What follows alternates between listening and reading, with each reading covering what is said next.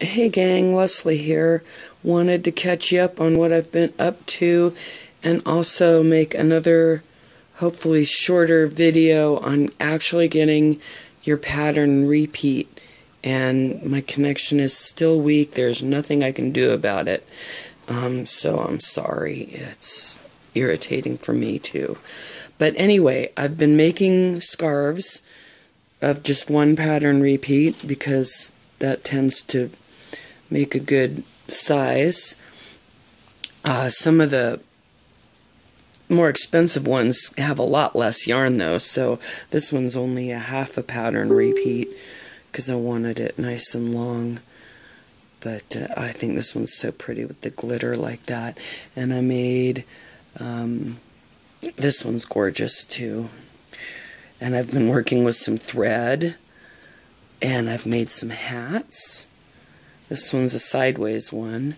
See, I just made it and then turned it sideways. I did make one, those first two that I have a picture of on my page here. I actually made the pattern going up the hat instead of around the hat, so that turned out interesting.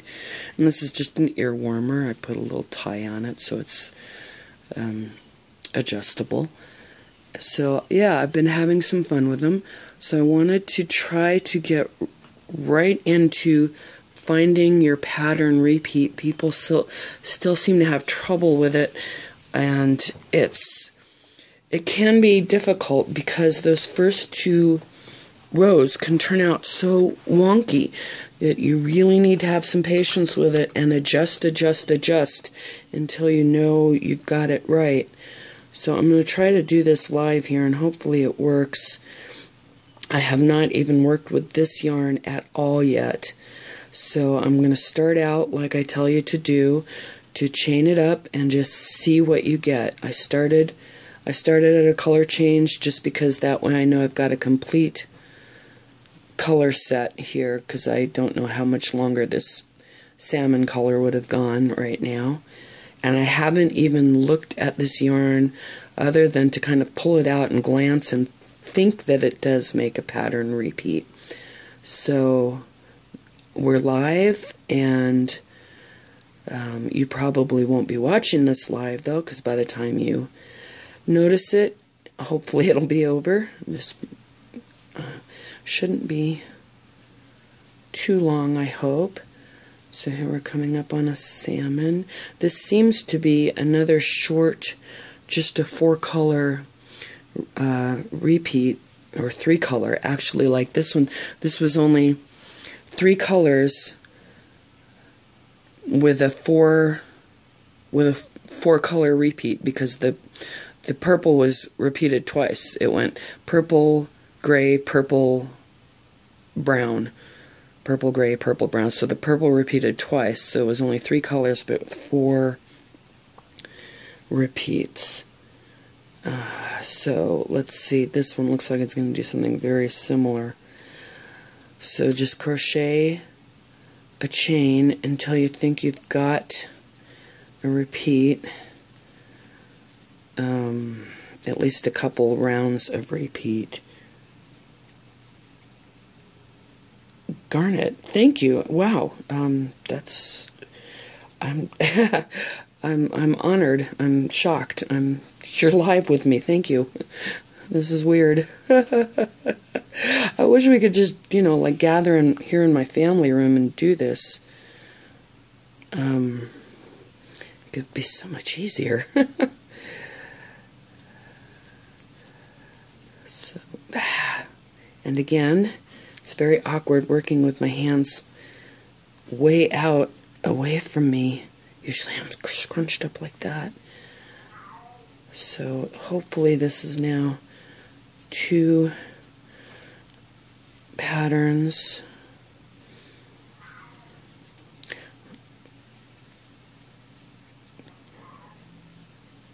Well, I'm glad I'm glad you're enjoying them, Garnet. I really am. I just wanted, like I said in the first one, I was just so frustrated that nobody else was saying how to get the pattern. They just said, oh, start with about 28 stitches and see what happens and adjust. It's like, no, you can actually find your pattern. And this is how you do it right here. Look at that. This is, okay, so that is indeed a repeated pattern. Although that looks a little different, doesn't it? Maybe it's just how I'm holding it. Yeah, okay. So it looks like we've got a pattern repeat of salmon, light gray, dark gray, light gray, and then back to salmon. So I'll take it off back down to one pattern repeat, because we know when we crochet it up in our linen stitch it will certainly take fewer stitches, because it's a linen stitch instead of a chain stitch.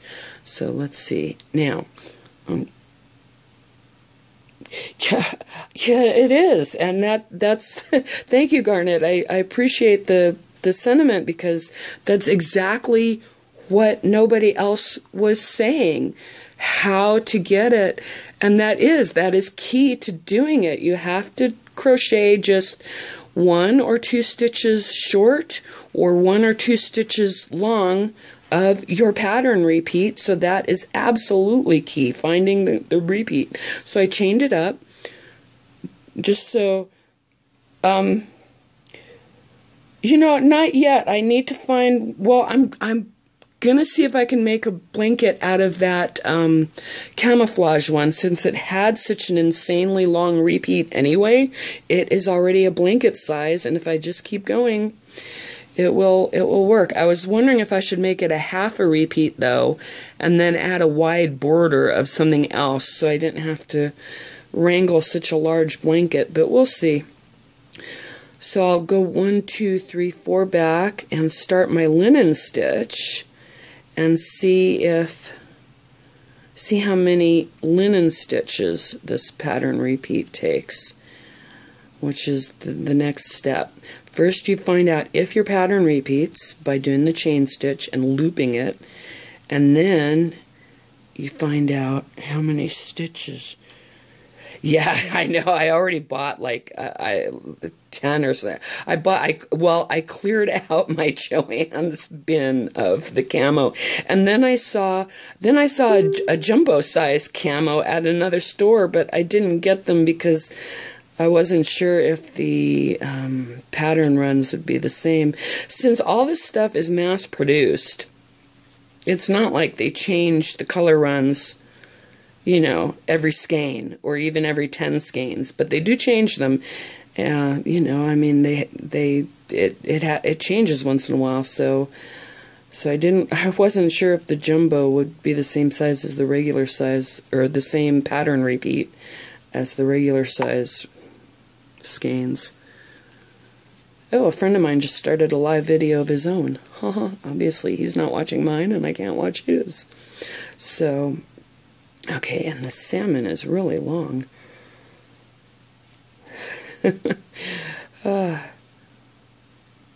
And, you know, and the frustrating thing, too, yes, definitely, because if they happen to change their patterning, you're kind of screwed.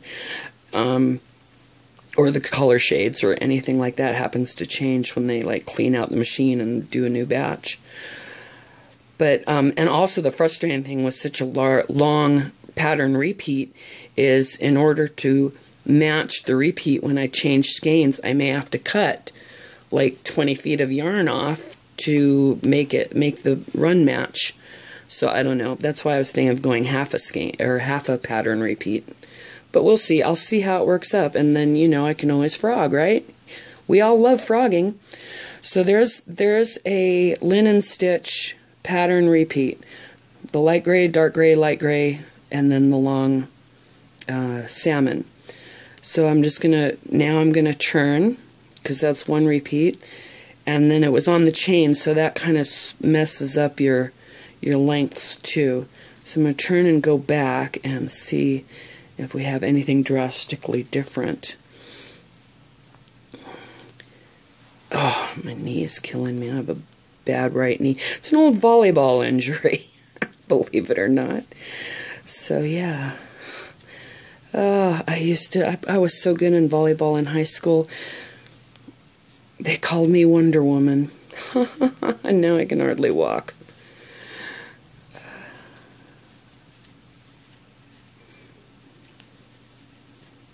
But they did. They called me Wonder Woman. That was so insane for a fat kid with glasses, a fat nerdy kid with glasses who liked to read Jack London and you know, the Martian Chronicles and stuff like that.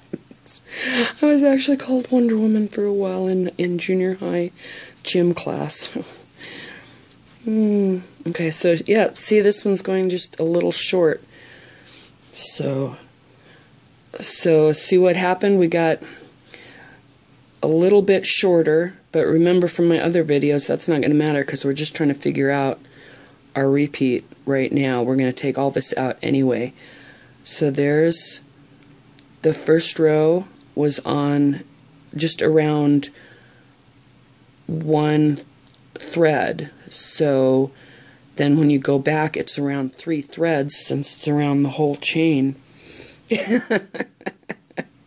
Well, thank you. I appreciate that. Since it's around the whole chain, it actually eats up a little more yarn to get around that chain. So your second row often comes out a little bit short of your first row. So that's okay. And we want it to be, I would like to work this a stitch short anyway. So I'm not going to go right to the very end of this salmon. I'm going to see what we get when we just do our chain 2 and turn. And now this is the row that's going to, after we get to the end of this row, we're going to see what we've got. And that should hopefully be closer to a pattern repeat. And I want to keep this short so that people will be encouraged to watch it, but then again, you really need to see the whole process. I can't just stop it and say, meet you at the end of the row, because part of the process is adjusting almost literally every stitch to make sure you keep your pattern going properly. So, okay, there we go. So we're just a little bit... Let's see, so we got light gray, dark gray. Okay, so I want light gray. So we need to, since we're moving over one stitch, I like to go one forward, or to the left, put it that way. To the left, to the, okay. Sorry, everything reminds me of a song. So I want this one to be light gray, and it is. So I've got it. I hit it live without pre-testing it. You saw me do it live here, folks. And see, we want one stitch directly below, so that's 2 rows down. We want one stitch directly below and over one, and that's exactly what we've gotten. Here's our light gray, over one, up one, light gray, and now dark gray. And I'm hoping this is making more sense if I do it slowly. See? Over one, up one. Over one, up one. That's how you want your pattern to go, unless you went the other way. Never mind. That gets too confusing when I get all these caveats in there. Oh, and you know what? Now see, that didn't give me 3 stitches in the dark gray, so that's going to mess up the rest of the row. So I want to tighten it up just a bit. Let's see if I can squeeze 2.5 to 3 stitches out of it. And if not, it may need more adjusting, but that's okay, because we're going to take this out anyway. What is the color? That's a good question. I've lost the... Oh, whoa, sorry about that, guys. Didn't mean to throw you around the room like that. What is the color of this skein? I don't know. You know what? While we're looking through the trash, coffee nut M&Ms. Oh, but that's not the color of the skein. That's just the color of my life. I will find the skein and post it later because I have no idea. I really should take note of those kinds of things because people always ask that, and I don't know. Okay, so yeah, we're back. Oh, that's kind of got off kilter there when I threw you around the room. There we go. See, we're back on track. Yeah, I know you do. Everybody wants those M&Ms. Oh, they are so good.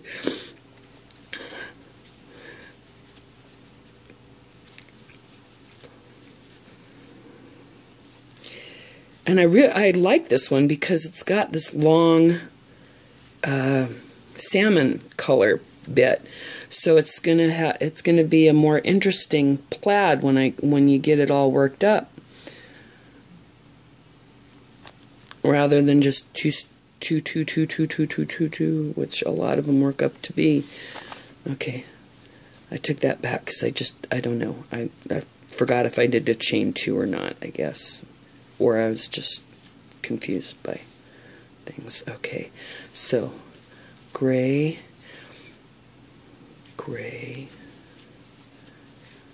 see, gray, and dark gray. See, we're on track. So I do have it. I definitely have it. See? Light gray over 1 up 1 light gray, dark gray over 1 up 1 dark gray. That's how you keep your pattern. Now, if this had still been wonky, see, because I had to fiddle with it back here, but I haven't had to fiddle anymore. But had this still turned out wonky, or if I go along and I realize I'm crocheting a lot tighter than my comfort level allows because of arthritis and whatnot. Oops, I need to loosen up. Speaking of too tight, need to loosen up a bit because, see, that was going to be a little too far over. I just want this one to be right, and then this one actually should be a salmon one. So I got a little too tight, but that's okay. There's a lot of give to this kind of stuff. So if I had been crocheting super tight to try to keep the pattern, what I would do here is I would turn here 1 stitch short and then loosen up my stitching to see if that kept in pattern. Since, like I said, we're going to take this out anyway. But I seem to have hit it really well already, so I'm just hoping that this maybe makes a little more sense this time, since I'm going a little more specifically on the very beginning. Wow, I could actually loosen that up a bit, which I'm gonna do. See, this is your getting used to this particular. Every yarn's going to be different. Every yarn, so you have to do this every yarn to see what the pattern is and how tight or loose you need to crochet to keep that pattern. There we go. It's a little better. See, I'm still a little too far over the right. I should have had a light gray there, but I'm not going to worry about it too much right now. I'm just going to loosen up again. And there we go. We're back on track. See, dark gray over 1 up 1 dark gray. So that's working out. See, that's how you do it. And even once you're sure this is your pattern, you still have to pay attention to maintain it, because it can be very easy. See, look at that. can be very easy to get off because the color lengths are maybe just a little shorter or a little longer because this is, you know, this is fiber. The dye bleeds. Maybe it went a little longer than it should have. So you still want to pay attention to where each color change is falling. And now I tightened it up a bit too much. But this is you just gotta pay attention each color change. So in general, I hope this made a little more sense. You want to find your pattern repeat and then be just a stitch or two shorter or longer. I like to do it shorter. It just works for me. And then make sure each row that you're moving, see this kind of, I've got a half a salmon here and a full salmon here, and then I don't even have a salmon here, but as I make this, it'll even out and it'll look okay. But in general, I've got the pattern.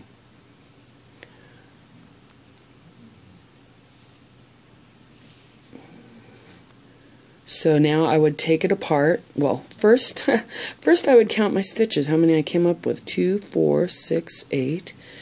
Who do we appreciate? 10, 12, 14, 16, 18, 20, 2, 4, 6, 8. 28. So this turned out to be a 28 stitch repeat.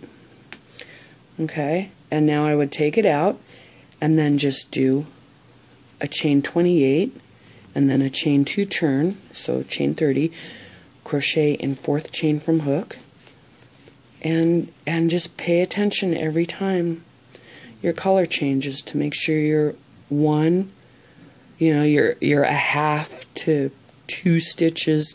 If you want it super crisp, you have to pay even more attention.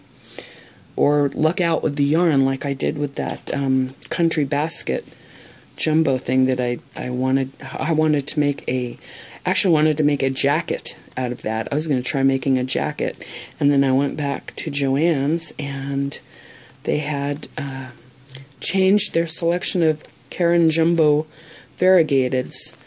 They took out that one and added like 4 or 5, and it was horrible. I'm glad you saw it too, and I'm glad you enjoy my videos. This is really funny to have. Facebook is such a crazy thing. I'm talking with people I don't know, and people I do know I'm unfriending because of, you know. You finally get insights into how they think and you're horrified. That is so funny. Okay, but anyway, thanks for watching. I hope this maybe helped to focus in on exactly how to get the pattern a little better. And take care, you guys. And if you're still having problems, I mean, it might be your yarn. It honestly might be your yarn. Some of them can get confusing. So if you want to try IMing with each other, and you can send me pictures of how your yarn is working up, and I will try to talk you through figuring it out. I've done that with a couple people, and it seemed to work all right. They haven't come back and called me all kinds of names. So we'll see. Have a great weekend. Oh, and happy Halloween. You want to see my Halloween decorations? I'm going to show you. If you don't want to see them, you know, click off the video now. But if you want to see them, get in there. Here, this is my bat room. This is my my bat room here. See the good old Dracula and big old king bat there, and this is one of those battery ones that goes around in circles.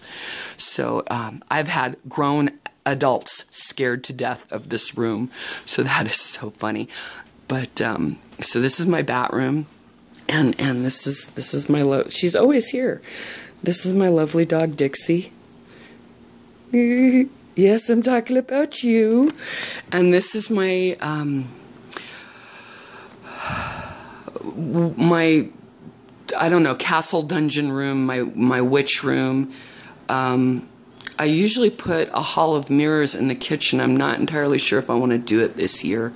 But so this is going to have like spiders and rats and mice, and that's my storage unit, my faux fireplace storage unit that I made. It's not just for Halloween, it actually has dishes and stuff in it, so that's cool. And then down there is going to be a grate with see, I bought this metal basket as a grate. Oh, look, there's there's the yarn label I was looking for earlier. This is delightful. Look at that, Red Heart with Love, delightful. So anyway, so there's that. But this is going to be the grate with fake candle, you know, battery operated candles in it. Thanks, you too. So, and then this is going to be my this is my graveyard haunted forest room. I've got actual tree branches I'm going to bring in to add to the elements of decor. And I'm not sure, what I did last year with the cat tower was I covered it in material and then added cardboard turrets to make it look like a castle. And I love him, that's my, well, them, my hanging chandelier there. So it's getting there. I can't put everything out because the cats and dog will get into it.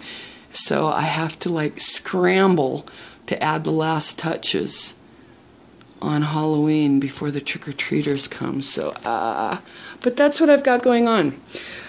Take care and ask me any questions if you want. We'll try and get it sorted out for you. Happy Halloween, gang. Bye-bye.